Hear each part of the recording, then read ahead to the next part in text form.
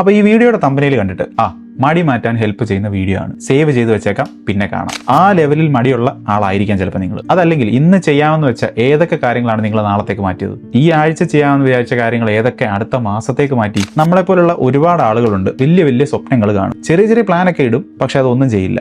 ആകെ ചെയ്യുന്നത് കുറേ നേരം ഫോണിൽ സ്ക്രോൾ ചെയ്തുകൊണ്ടിരിക്കും, TV കാണും. പിന്നെ കുറേ നാൾ കഴിഞ്ഞിട്ട് ഞെട്ടി എണ്ണിട്ടിട്ട് അയ്യോ എനിക്ക് അതൊക്കെ അച്ചീവ് ചെയ്യണം, എനിക്കിത് ചെയ്യണം എന്നൊക്കെ പറഞ്ഞ് കുളിച്ചൊരുങ്ങി മിടുക്കനായിട്ട് അല്ലെങ്കിൽ മിടുക്കിയായിട്ട് വന്നിട്ട് പിന്നെയും ഫോൺ സ്ക്രോൾ ചെയ്തുകൊണ്ടിരിക്കും. അത് നമ്മുടെ മാത്രം പ്രോബ്ലം ഒന്നുമല്ല, കാരണം നമ്മുടെ ഡ്രീംസ് ഒക്കെ അത്രത്തോളം വലുതായിരിക്കും. അത്രത്തോളം വലിയ ഡ്രീംസിനെ പറ്റി നമ്മുടെ ബ്രെയിൻ ചിന്തിച്ച് നോക്കുന്ന സമയത്ത് ഇത് വലിയ പാടാണല്ലോ, ഇത് ഒരുപാട് വലിയ ടാസ്ക് ആണല്ലോ, നമുക്കിതൊന്നും ചെയ്യേണ്ട, നമുക്ക് കുറച്ച് ഈസി ആയിട്ടുള്ള എന്തെങ്കിലും സംഭവം ചെയ്യാം എന്ന് നമ്മുടെ ബ്രെയിൻ തന്നെ നമ്മളോട് പറയും. പക്ഷേ ഒരു സത്യം അറിയാമോ? നമ്മുടെ ബ്രെയിനിനെ പറഞ്ഞ് മനസ്സിലാക്കാൻ പല വഴികളും ഉണ്ട് എന്ന് നമ്മൾ ഈ വീഡിയോയിൽ കൂടെ കാണും. നമ്മൾ ആ വഴികളൊക്കെ ചൂസ് ചെയ്ത് കഴിഞ്ഞാൽ നമുക്ക് നമ്മുടെ ലൈഫിൽ പല കാര്യങ്ങളും ചെയ്യാം. ഇനി ഈ കാര്യങ്ങളൊന്നും നമ്മൾ ചെയ്തില്ലെങ്കിൽ ജീവിതം ഒരു മാറ്റവും ഇല്ലാതെ മുന്നോട്ട് തന്നെ പോകും. ചോയ്സ് നമ്മളുടേതാണ്. ഞാൻ വളരെ ലേസി ആയിട്ടുള്ള ഒരാളാണ് എന്ന് ചില ആളുകൾ പറയുന്നത് കേട്ടിട്ടില്ലേ? സത്യത്തിൽ ഈ ലേസിനെസ് അല്ലെങ്കിൽ മടി എന്ന് പറയുന്നത് ഒരു ക്യാരക്ടർ അല്ല, അതൊരു ഹാബിറ്റ് ആണ്. ഞാൻ പറഞ്ഞ ആ സെന്റൻസ് കേട്ടിട്ട് എന്തെങ്കിലും തോന്നിയോ? ഒന്നും തോന്നിയില്ലെങ്കിൽ ഞാൻ പറഞ്ഞത് നിങ്ങൾക്ക് മനസ്സിലായിട്ടില്ല.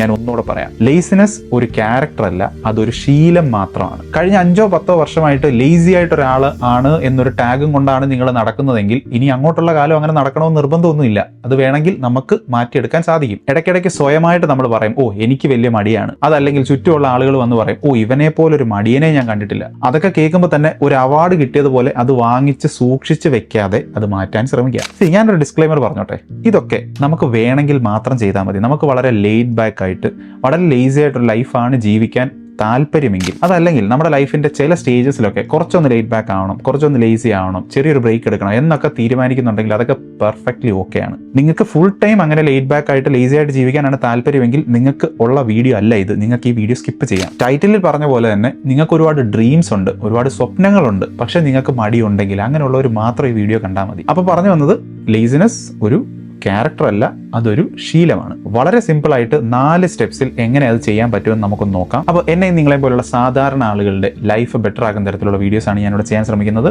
ഈ ചാനലിൽ വന്ന് നിങ്ങളുടെ സമയം ഒരിക്കലും വേസ്റ്റ് ആയി പോവില്ല എന്ന് ഞാൻ നിങ്ങൾക്ക് ഉറപ്പ് തരുന്നു. ലക്ഷക്കണക്കിന് വീഡിയോസിനിടയിൽ എന്നെ നിങ്ങൾക്ക് ഇനി മിസ്സായി പോകാതിരിക്കാനായിട്ട് സബ്സ്ക്രൈബ് ചെയ്യുന്ന കാര്യം ഒന്ന് കൺസിഡർ ചെയ്യുക. അപ്പോൾ നിങ്ങൾ ഈ ചാനലിലോട്ട് ആദ്യമായിട്ടാണ് വന്നതെങ്കിൽ വെൽക്കം ഹോം. അപ്പോൾ ഞാൻ പറഞ്ഞ 4 സ്റ്റെപ്സ്. അപ്പോൾ അത് തന്നെ നമ്മളൊരു യൂട്യൂബ് ചാനൽ തുടങ്ങി അതിൽ നിന്നും പൈസ ഉണ്ടാക്കാനാണ് പ്ലാൻ ചെയ്യുന്നത് എന്ന് കരുതുക. നമ്മൾ ആ ബിഗ് പിക്ചർ എടുത്താൽ നമ്മുടെ ബ്രെയിൻ അപ്പം തന്നെ നമ്മളോട് പറയും മോനെ വേണ്ട, ഇത് ഡ്രോപ്പ് ചെയ്തേക്കും. ഇത് യൂട്യൂബ് ചാനൽ എന്നൊന്നുമില്ല, നമ്മൾ 12th പഠിക്കുന്നതാണെങ്കിലും ഒരു ഡിഗ്രി പഠിക്കുന്നതാണെങ്കിലും ഒരു സൈഡ് ഹസിൽ സെറ്റപ്പ് ചെയ്യുന്നതാണെങ്കിലും എന്ത് കാര്യമാണെങ്കിലും നമ്മുടെ ബ്രെയിൻ അപ്പം തന്നെ നമ്മുടെ അടുത്ത് പറയും ഇത് വേണ്ട, കുറച്ചുകൂടി ഈസി ആയിട്ടുള്ള എന്തെങ്കിലും പണി നമുക്ക് ചെയ്യാം. അപ്പോൾ നമുക്ക് ചെയ്യാൻ പറ്റുന്ന കാര്യം എന്താണ്? നമ്മൾ ആ കാണുന്ന ഡ്രീം അതല്ലെങ്കിൽ ആ ഗോൾ അതിനെ വളരെ സിമ്പിൾ ആയിട്ടുള്ള 5-10 സ്റ്റെപ്സ് ആക്കി മാറ്റുക.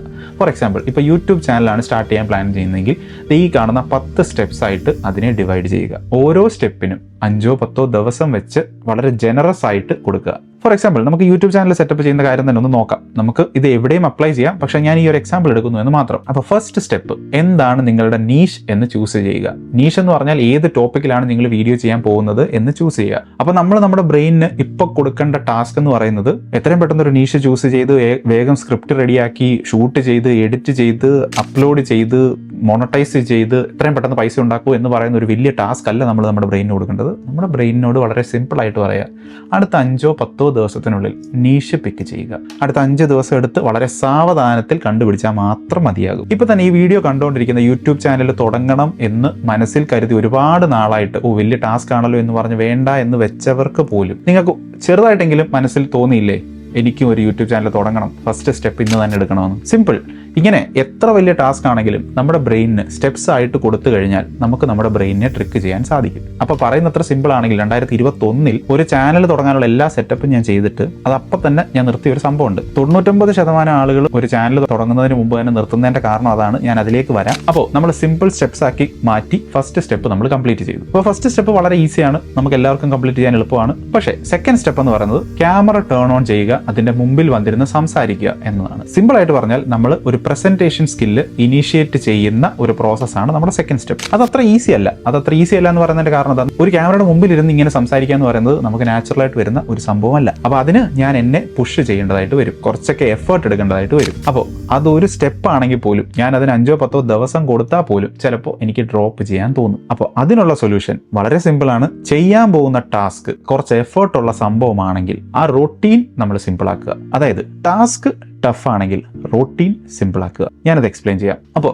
ക്യാമറയുടെ മുമ്പിൽ നിന്ന് സംസാരിക്കുന്നതാണല്ലോ നമ്മുടെ ടാസ്ക്. അപ്പോൾ നമ്മൾ ഒരു ടൈം ഫിക്സ് ചെയ്യുക. വൈകുന്നേരം ഒരു 6 മണി തൊട്ട് 6:15 വരെയാണ് ഞാനിത് പ്ലാൻ ചെയ്തിരിക്കുന്നത്.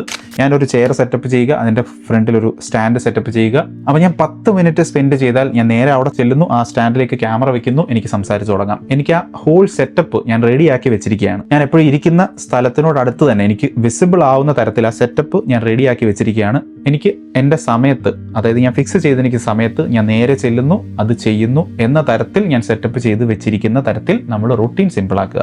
ഇനി ഇതല്ല, ജിമ്മിൽ പോകുന്ന കാര്യമാണെന്നുണ്ടെങ്കിൽ ജിമ്മിൽ പോകാനുള്ള വേഷം അത് നമുക്ക് കാണാൻ പറ്റുന്ന പോലെ റെഡിയാക്കി മടക്കി തേച്ച് റെഡിയാക്കി വെക്കുക. അപ്പോൾ ആ സെറ്റപ്പ് നമ്മളെ ഇങ്ങനെ ഇടയ്ക്കിടയ്ക്ക് മാടി വിളിക്കും. ഞാനിത് വെറുതെ പറഞ്ഞതല്ല, എൻ്റെ ഇപ്പോഴത്തെ വീഡിയോസിൽ ഞാൻ ചിരിക്കുന്നില്ല എന്നുള്ളതാണ് കോമൺ ആയിട്ട് വരുന്ന ഒരു കംപ്ലൈൻറ്റ്. പക്ഷേ ഞാൻ ഇതേപോലെ ഒരു സെറ്റപ്പ് ഉണ്ടാക്കി ഞാൻ ചെയ്തിരിക്കുന്ന സമയത്ത് ഞാൻ എടുത്ത വീഡിയോസ് കണ്ടു കഴിഞ്ഞാൽ തല്ലാൻ വരുന്ന പോലാണ് ഞാൻ ആ സമയത്ത് വീഡിയോ എടുത്തുകൊണ്ടിരുന്നത്. എനിക്ക് ഒട്ടും ഇഷ്ടമല്ലാഞ്ഞിട്ട് പോലും ഞാൻ ഇത്രയെങ്കിലും കൊണ്ടെത്തിച്ചത് അങ്ങനെ ഒരു റൂട്ടീൻ സിമ്പിൾ ആക്കിയതുകൊണ്ട് മാത്രമാണ്. അപ്പോൾ നമ്മൾ ആ റൂട്ടീൻ സിമ്പിൾ ആക്കാൻ ശ്രമിച്ചു. അപ്പോഴും ഒരു പ്രശ്നമുണ്ട്. അപ്പോൾ നമുക്ക് എല്ലാവർക്കും അറിയാമല്ലോ, നമ്മൾ ഒരു ദിവസം നമ്മൾ ആ ഉണ്ടാക്കി വെച്ചിരിക്കുന്ന സെറ്റപ്പിന്റെ മുമ്പിൽ കൂടെ പോയിട്ട് അല്ല ഇന്ന് വേണ്ട എന്ന് തീരുമാനിച്ചങ്ങ് നടന്നു പോയി. രണ്ടാമത്തെ ദിവസവും നമുക്ക് അതേ സംഭവം ചെയ്യാനായിട്ടുള്ള ടെൻഡൻസി ഉണ്ടാവും. നമ്മൾ രണ്ടാമത്തെ ദിവസവും മൂന്നാമത്തെ ദിവസവും ഒക്കെ അല്ലെങ്കിൽ ഇന്ന് വേണ്ട വേറൊരു ദിവസം ആട്ടെ എന്ന് പറഞ്ഞ് നമ്മൾ മാറ്റി വെച്ച് പോയോ, തീർന്നു. പിന്നെ ആ റൂട്ടീനിലോട്ട് തിരിച്ചു വരാൻ വലിയ പാടാണ്. അപ്പോൾ നമുക്ക് ചെയ്യാൻ പറ്റുന്ന കാര്യം എന്താണ്?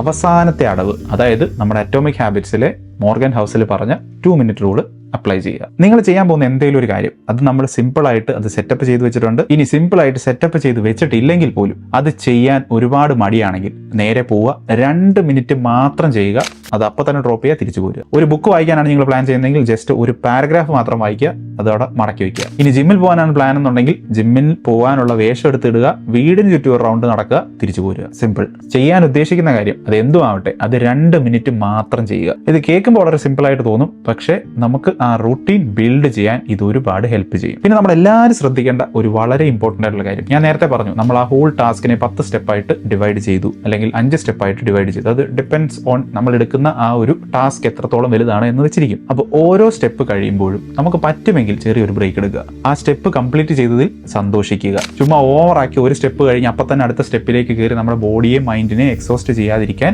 ശ്രദ്ധിക്കുക. പക്ഷേ ഈ സ്റ്റെപ്പ് ഒക്കെ ഫോളോ ചെയ്തിട്ട് നമുക്ക് പ്രോപ്പറായിട്ടൊരു ആക്ഷൻ എടുക്കാനോ ഇത് മുമ്പോട്ട് വർക്ക് ചെയ്ത് മുമ്പോട്ട് കൊണ്ടുവരാൻ നമുക്ക് പറ്റുന്നില്ലെങ്കിൽ, അത്രയ്ക്ക് മടിയാണ് നമുക്കെങ്കിൽ, ഞാൻ 2-3 ബോണസ് സ്റ്റെപ്പും കൂടെ പറയാം. ആദ്യം, നമ്മൾ ഒരുപാട് പെർഫെക്ഷൻ ഒന്നും നോക്കിയിരിക്കേണ്ട ആവശ്യമില്ല.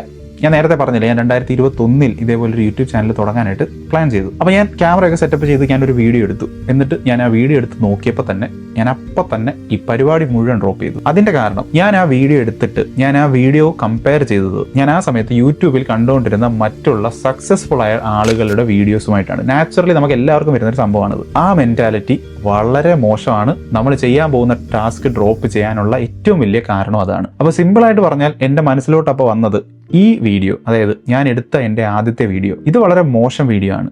ഇത് ഞാൻ അപ്ലോഡ് ചെയ്ത് കഴിഞ്ഞാൽ ഉറപ്പായിട്ടും എൻ്റെ യൂട്യൂബ് ചാനൽ ഫെയിൽ ആവും. ഈ വീഡിയോ കുറച്ചുകൂടെ പെർഫെക്റ്റ് ആക്കി അടിപൊളിയായിട്ട് ഇറക്കാം. അപ്പോൾ ഫെയിൽ ആവാനുള്ള ചാൻസ് കുറവാണല്ലോ.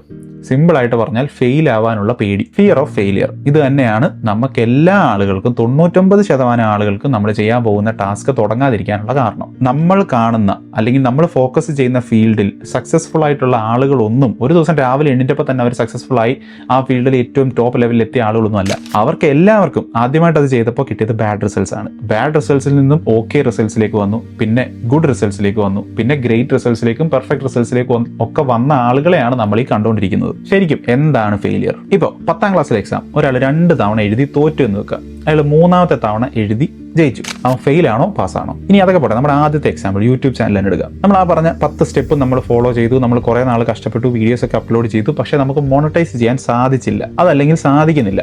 അപ്പോൾ അവർ ഫെയിലാണോ? അല്ല എന്നാണ് എനിക്ക് തോന്നുന്നത്. അതിൻ്റെ കാരണം ഞാൻ പറയാം. നമ്മുടെ ആ മെയിൻ ഗോൾ, നമ്മൾ യൂട്യൂബ് ചാനൽ മോണിറ്റൈസ് ചെയ്യുക എന്ന് പറയുന്ന ആ മെയിൻ ഗോൾ, ആ ഒരു അറ്റംപ്റ്റിൽ നമുക്ക് അച്ചീവ് ചെയ്യാൻ പറ്റിയില്ല എന്നുള്ളത് സത്യം തന്നെയാണ്. പക്ഷേ ആ ഒരു അറ്റംപ്റ്റിൽ ബൈ പ്രോഡക്റ്റ് ആയിട്ട് നമ്മൾ സക്സസ്ഫുൾ ആയിട്ട് ചെയ്ത പല കാര്യങ്ങളും ഉണ്ട്. സ്ക്രിപ്റ്റ് എഴുതാൻ പഠിച്ചു, ഷൂട്ട് ചെയ്യാൻ പഠിച്ചു, എഡിറ്റ് ചെയ്യാൻ പഠിച്ചു, അപ്ലോഡ് ചെയ്യാൻ പഠിച്ചു, എങ്ങനെയാണ് ആളുകൾ റിയാക്ട് ചെയ്യുന്നത് എന്നുള്ള സൈക്കോളജി കുറേയൊക്കെ നമുക്ക് പഠിക്കാൻ സാധിച്ചു. അങ്ങനെ ഒരുപാട് ബൈ പ്രോഡക്ട്സിൽ നമ്മൾ സക്സസ്ഫുൾ ആയി. പക്ഷേ ഇതിൽ എവിടെയൊക്കെയോ ചെയ്ത ചില മിസ്റ്റേക്ക് കാരണമായിരിക്കാം നമുക്ക് മോണിറ്റൈസ് ചെയ്യാൻ പറ്റാതിരുന്നത്. മേ ബി നമ്മുടെ നെക്സ്റ്റ് അറ്റംപ്റ്റിൽ നമ്മൾ അത് ഫിഗർ ഔട്ട് ചെയ്യുമായിരിക്കും. നമ്മൾ നമ്മുടെ മെയിൻ ഗോളും ചിലപ്പോൾ നമ്മൾ അച്ചീവ് ചെയ്തെന്നും വരും. ഇത് യൂട്യൂബ് മാത്രമല്ല, നമ്മൾ ഏത് ഫീൽഡ് വേണമെങ്കിലും എടുത്തോളൂ.